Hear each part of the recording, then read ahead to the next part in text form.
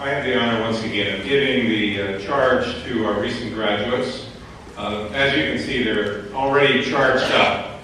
And Dr. Mori, who will follow me, is the only thing standing between them and a day of celebration. So I'm going to get into my charge. I'll address my remarks to Hawaii's newest physicians.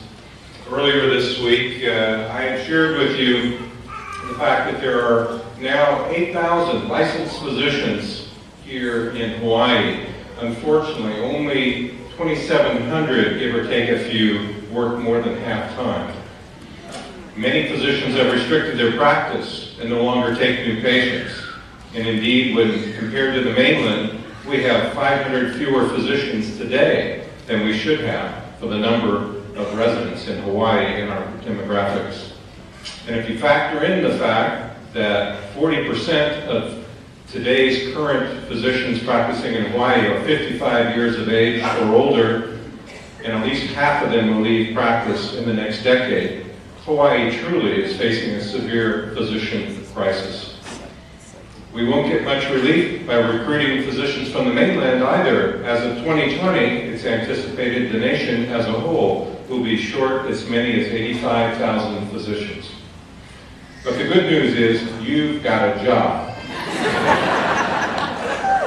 You will be needed severely in these challenging times. But I do need to remind you at this time that there is a debt that you owe to the state of Hawaii. When you applied for a spot in this medical school, over 1,600 applicants were turned away. You were chosen because our admissions committee, headed by Satoru Izutsu, believed that you would not only become a fine doctor, but you would also be a doctor who could make the residents of Hawaii healthier. Not necessarily those of California, Oregon, Florida, Massachusetts. Now, some of you must go to the mainland to complete your clinical training. Do so.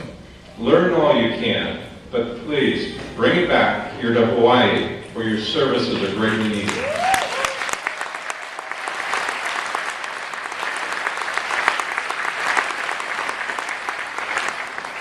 Doing so, you can join your classmates who stay and complete their training here in Hawaii.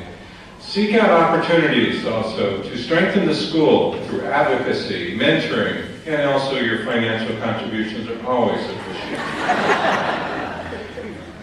I think it's worth noting, just as a footnote, that the Johnny Burns School of Medicine does make unique contributions to Hawaii.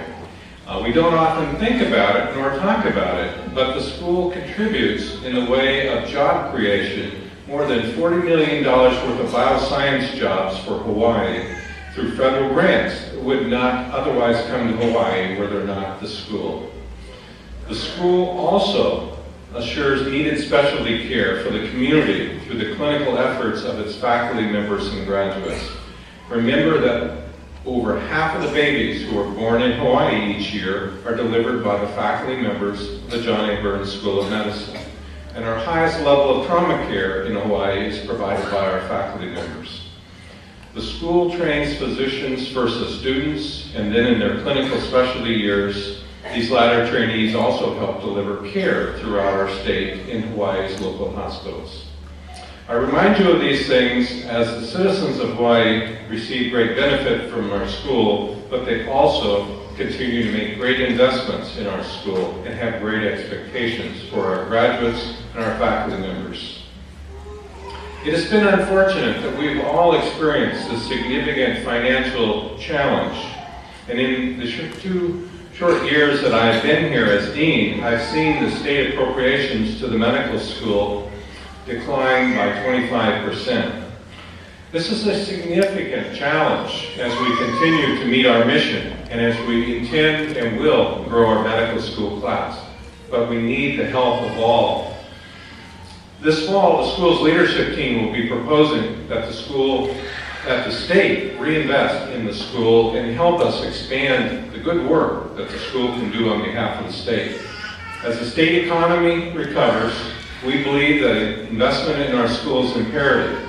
Such an investment can help diversify and strengthen the state economy through the school's federal research programs, will directly contribute to needed patient care services through the clinical activity of our faculty members and trainees, and also allows us to train the next generation of physicians and expand that effort as we meet a severe workforce shortage here in Hawaii.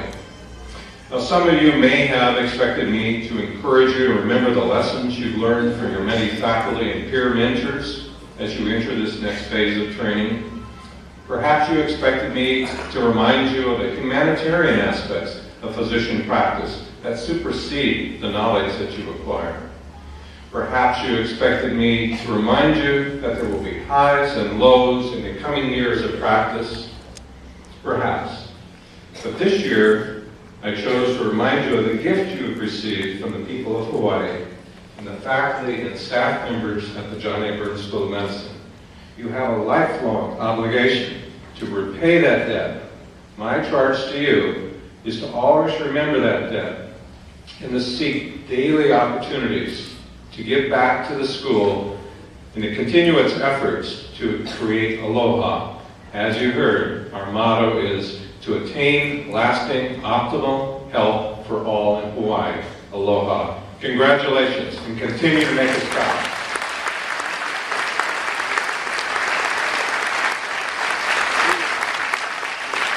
Thank you very much, Dean. Now, Dr. Jill Omori, an associate professor in Charleston's